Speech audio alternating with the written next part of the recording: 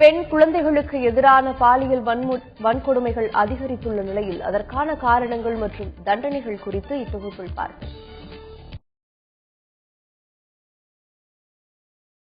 பெண் குழந்தைகளுக்கு எதிரான பாலியல் வன்கொடுமைகள் அண்மை காலமாக அதிகரித்துள்ளன. சென்னையில் 12 வயது சிறுமிக்கு மயக்க மருந்து கொடுத்து பாலியல் வன்கொடுமையில் ஈடுபட்ட 17 பேரை போலீசார் கைது செய்தனர். இச்சம்பவம் பெரும் அதிர்ச்சியை ஏற்படுத்தியுள்ளது. இதற்கு தனிமனித ஒழுக்கம் இல்லாததே காரணம் என்றும் அதனை குழந்தைகளுக்கு பெற்றோர்கள் கற்றுத்தர வேண்டும் என்றும் மனநல ஆலோசகர்கள் தெரிவித்துள்ளனர். தனி மனுஷ ஒழுக்கம் அப்படிங்கிறது பாத்தீங்கன்னா சின்ன வயசுல இருந்தே பெற்றோர்கள் கொண்டு வர வேண்டிய விஷயம், சுய கட்டுப்பாடு அப்படிங்கிறது. அப்போ ஒவ்வொரு ஆண்மகனா இருக்கட்டும் இல்ல பெண் குழந்தையா இருக்கட்டும், அவங்களுக்குள்ள ஒரு கட்டுப்பாடு இருக்கணும். எந்த ஒரு உணர்வை வெளிப்படுத்துறதா இருந்தாலும் சரி, அவங்களுடைய நடவடிக்கையா சரி, எதுவா இருந்தாலும் அவங்க கொண்டு வர்றதுக்கு ஒரு பெற்றோர் தான் அதுக்கு வழி நடத்த முடியும். இன்னொன்னு அதோட முக்கியமான விஷயம், ஒரு பெண் குழந்தை அடக்கி வளர்க்கறது. அதாவது உனக்கு ஒண்ணும் தெரியாது, நீ அமைதியா இருக்கணும், நீ அட்ஜஸ்ட் பண்ணிட்டு போகணும் அப்படின்னு சொல்லி வளர்க்குறாங்க. ஆனா அதே ஆண் குழந்தையா இருந்தா அது மாதிரி எதுவுமே அவங்க சொல்ற மாதிரி இல்ல எனக்கு தெரிஞ்சு. சோ அந்த ஆண் மகன்கிட்ட ஒரு பெண்களை எப்படி நீ நோக்கி எப்படி நடந்துக்கணும், அந்த பெண்களை எப்படி கையாளணும் அப்படிங்கிற எந்த ஒரு பேரண்ட்டும் ஒரு கைட்லைன் மாதிரியோ எந்த ஒரு சிந்தனையும் அவங்க திணிக்கிறது இல்ல.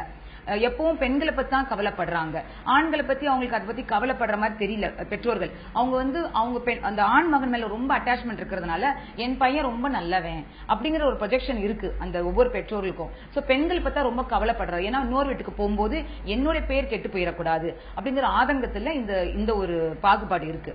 சோ இப்போ இந்த சுய கட்டுப்பாடுங்கிறது தனி மனுஷன் ஒழுக்கம் இருந்தா எந்த ஒரு மனுஷனும் தன் வன்முறை இந்த மாதிரி ஒரு பாலியல் வன்முறை ஈடுபட மாட்டாங்க. ஆனா இது இப்ப இல்ல.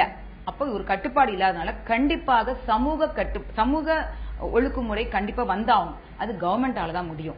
இப்ப மிடில் ஈஸ்ட் கண்ட்ரி எல்லாம் பாத்துட்டீங்கன்னா பனிஷ்மெண்ட் ரொம்ப கிளியரா இருக்கு, அது செயல்படுத்துற முறையும் ரொம்ப உடனடியா இருக்கு. அப்ப ஆட்டோமேட்டிக்கா அவங்களுக்குள்ள ஒரு பயம் வருது. அந்த செயலை பண்ணும் பொழுது இதான் பனிஷ்மெண்ட், எனக்கு இதான் வரும். நம்ம நாட்டுல அப்படி ஒரு சட்டமுறை இன்னும் செயல்படுத்த முடியல.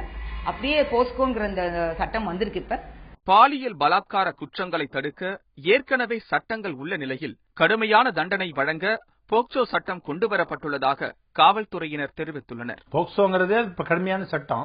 சாதாரணமாக வன்கொடுமை இதுல ஐபிசி இந்தியன் பினல் கோட் இது இருக்குது.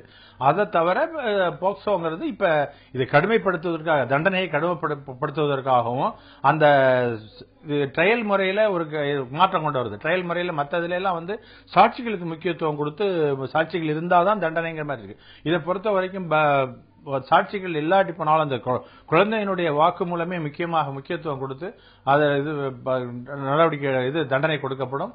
மேலும் அந்த எக்ஸ்பர்ட் ஒப்பீனியன் இதெல்லாம் விரைவா முடிக்கிறதுக்கு அதுக்கானது அந்த சட்டத்தில் குறிப்பிட்டிருக்காங்க. பாலியல் பலாத்கார குற்றங்களுக்கு தூக்கு தண்டனை அளிக்கும் வகையில் கொண்டுவரப்பட்ட போக்சோ சட்டத்தை கடுமையாக நடைமுறைப்படுத்தினால் குற்றங்கள் குறையும் என்பது சமூக ஆர்வலர்களின் கருத்தாக உள்ளது.